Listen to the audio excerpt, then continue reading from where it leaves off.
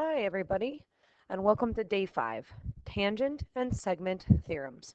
You may take these notes directly inside of your circle packet. The first thing we're going to talk about is the tangent-segment theorem. The tangent-segment theorem says if two tangent segments are drawn from the same point on the exterior of the circle, then the tangent segments are congruent. Go ahead and write that down in your circle packet. When you're done writing down the definition, let's draw a diagram that goes with the definition. So let's say you have two tangent lines and they connect or intersect on the outside of the circle. So they will intersect at point S, and they're also tangent to the circle at point T, and point R. So if the two tangent segments are drawn from the same point on the outside, then their segments are congruent. So what we can say is if ST and SR are tangent,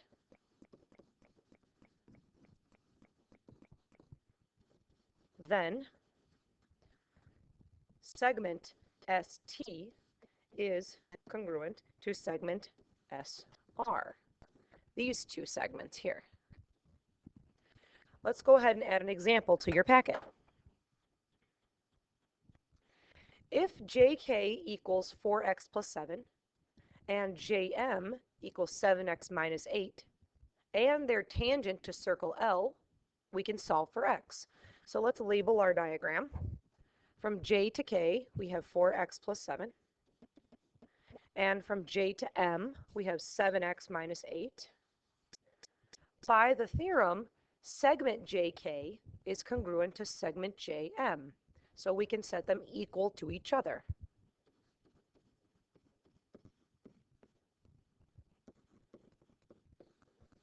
Using algebra, you can go ahead and solve for x.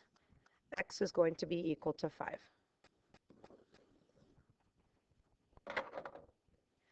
Well, how do we know that these lines are tangent to the circle? We might want to work backwards. So let's say you have two lines, AB and AC, and how do we know if they're actually tangent to the circle? Well, by definition, if a line is tangent to a circle, it will form a 90-degree angle with a radius. So if we draw in radii BD and DC, and remember, radii are the same distance, so why don't we just label them 6? Well, we are trying to prove that these are actually 90-degree angles. Well, why don't we draw in a bisector from A to D?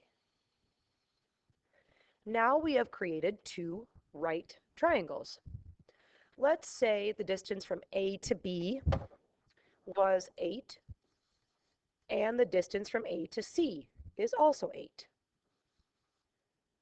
Well, let's say the distance from A to D was 10. If you were given these lengths, you can set up the Pythagorean theorem.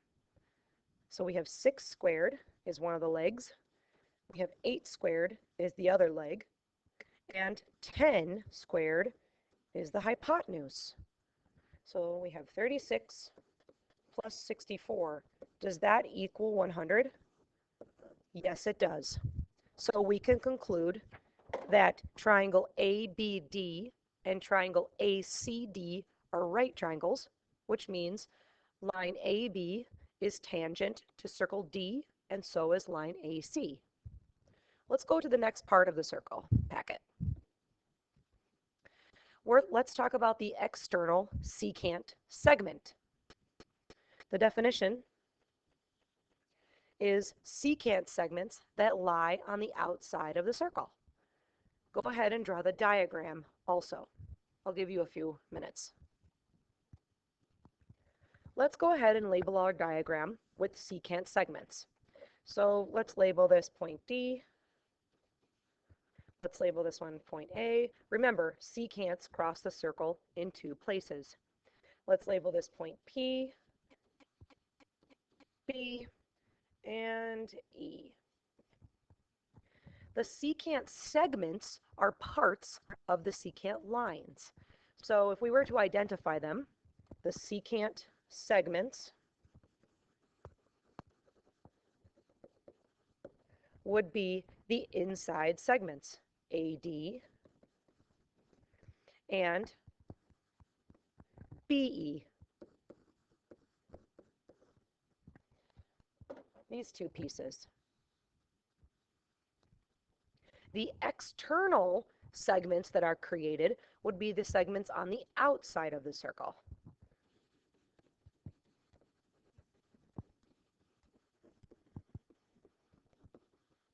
These segments would be AP and BP. These two pieces, because they lie on the outside of the circle. So what, Ms. Klein?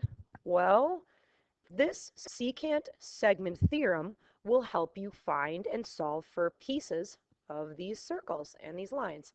So go ahead and write down the secant segment theorem. Let's go ahead and draw a diagram that goes with the secant segment theorem.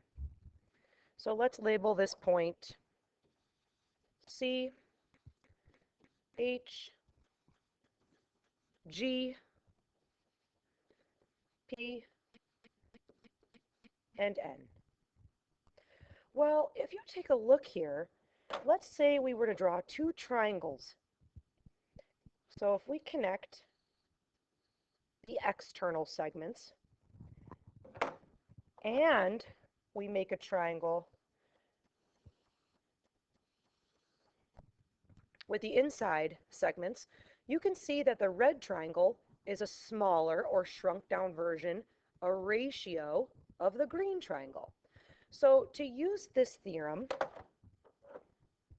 we would say segment CG, the entire segment, multiplied by the external segment CH, I always call him the small guy, should equal the large segment CN multiplied by the small segment C to P. Okay, because you're enlarging the red triangle to essentially form the green one, and vice versa. Let's add an example. Let's say this was point X, Y, C, G, and we'll say Z. Let's say the length of X to Y is 4. The length from Y to C is 5. The length from X to Z is 3. And the length from Z to G is X. Let's solve for X. Well, we want to take the length of the long segment. See if I can highlight this here. This one. The length of the entire segment would be 9. And we'd multiply it by the length of its small external. Times 4. It should be equal to the length of the long side of the other part here. Well, we have 3 and X, so we need to add them together. That's the length of that entire segment. And then multiplied by the small external, 3. Let's go ahead and solve this. 9 times 4 is 36. Let's distribute our 3, so we would have 3x plus 9, and then you can solve using algebra. X is 9. And voila, you are done.